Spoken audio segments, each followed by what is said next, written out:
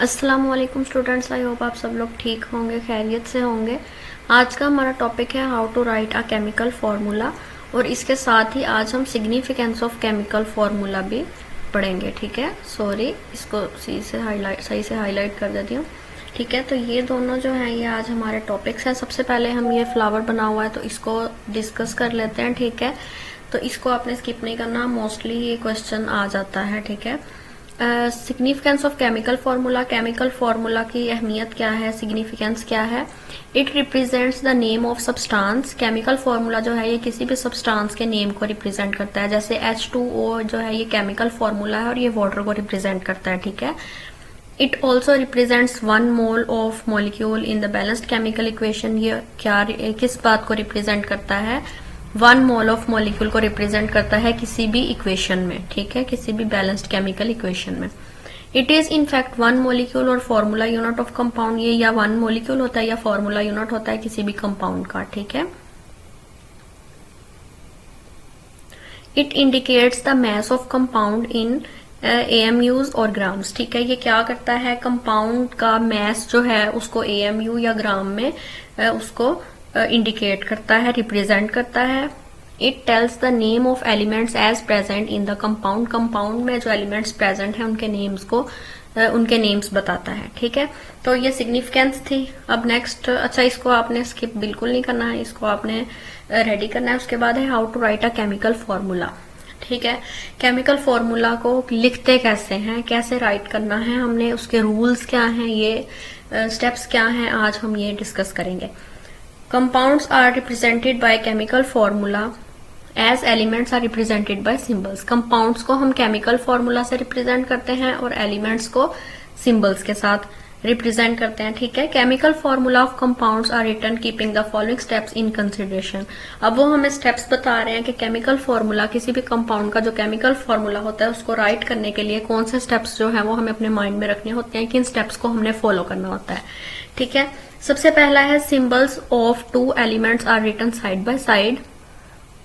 2 elements के symbols जो हैं वो साइड बाय साइड लिखे जाएंगे in the order of positive ion first, यानी पॉजिटिव आइन का जो सिंबल है वो पहले लिखा जाएगा, नेगेटिव आइन का बाद में लिखा जाएगा। ठीक है, the valency of each ion is written on the right top corner. Valency जो होगी, आइन की जो वैलेंसी होगी वो राइट टॉप कॉर्नर पे लिखेंगे उसके सिंबल के ऊपर। ठीक है, सिंबल के ऊपर राइट टॉप कॉर्नर पे, जैसे Na पॉजिटिव, तो ये पॉजिटिव क्या है, ये इसकी वैलेंसी है और ये right top corner of symbol के हमने लिखी हुई है। इसी तरह O2 ये नेगेटिव, इसकी वैलेंसी है 2 नेगेटिव। ठीक है, और Cl नेगेटिव। ठीक है, तो इसकी वैलेंसी इस तरह से राइट टॉप कॉर्नर पे हम लिखेंगे। ठीक हो गया। नंबर 3 है this valency of each ion is brought to the lower right corner of other ion by cross exchange method.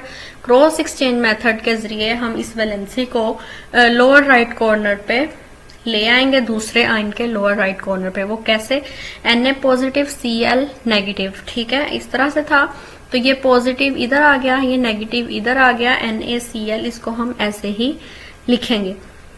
ठीक है, उसके बाद था Ca2 पॉजिटिव, 2 पॉजिटिव इसकी वैलेंसी थी, Cl नेगेटिव इसकी वैलेंसी थी, तो ये 2 पॉजिटिव यहाँ आ गया, ये माइनस यहाँ चला गया, CaCl2, 2 वैलेंसी यहाँ पे आ गई। ठीक है, तो इस तरह से इसको हम राइट करेंगे। इसकी एग्जाम्पल भी साथ दे दीजिएगा अगर ये आपसे पूछा जाए।